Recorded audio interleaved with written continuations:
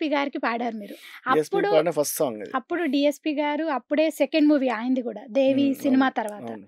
ఆయన సో, కొత్త ఆయనతో అట్లా అంటే అంటే ఆయనతో పరిచయం ఎలా స్టార్ట్ అయిందన్న? అంటే షార్ట్‌గా చెప్పండి మాకు.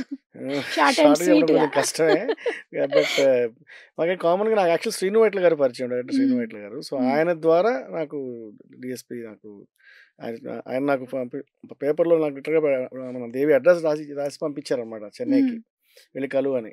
సో, అట్లా ఓకే. అడ్రెస్ తీసుకొని చెన్నై వెళ్లి వాళ్ళ ఇంటికెళ్ళాను. అలా ఫస్ట్ పరిచయం. సో, అలా మేము అంటే ఇర్రెస్పెక్టివ్ ఆఫ్ ఇలా మా సింగర్, మ్యూజిక్ డైరెక్టర్ కాకుండా మేము మోర్ ఆఫ్ ఫ్రెండ్స్ లైక్ మాకు ఒకటే ఏజ్ గ్రూప్ కదా! ఇంచుమించు పెద్ద డిఫరెన్స్ లేదు. సో, ఒకటే ఏజ్ గ్రూప్.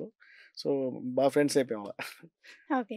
అంటే మీరు చాలా క్లోజ్ దేవి గారికి బాగా. అవును. అంటే ఆల్‌మోస్ట్ మీరొక 17, 18 మూవీస్ పాడారు గదా! పాడాను. దేవిశ్రీ గారికి, పాడాను. డీఎస్‌పీ గారికి. అంటే మీరు ఆయనకు పాడిన సాంగ్స్‌లో మీకు బాగా నచ్చిన పాట, అంటే మీరు బాగా ఇష్టపడి, అంటే నేను కొంచెం కష్టంగా పాడిన పాట ఏది? కష్టం ఎప్పుడు లేదు. కష్టం అని ఏం లేదు గానీ, బట్ ఇష్టంగా అంటే డెఫినెట్‌లీ నాకు ఫస్ట్ ఆఫ్‌కోర్స్ ఫస్ట్ సాంగ్ మన ఇది ఇంకా మనం కలుసుకోవాలని తర్వాత గుండెల్లో ఏముందో ఆల్మోస్ట్ నాకు ఎందుకంటే అది చాలా ఫ్యాక్టర్స్ ఉన్నాయి. అది ఎందుకు చాలా ఎక్కువ ఇష్టం అనేది. ఎందుకంటే దేవి ఇంటెన్షనల్‌గా నాకు హిట్ ఇవ్వాలని ఇచ్చాడు.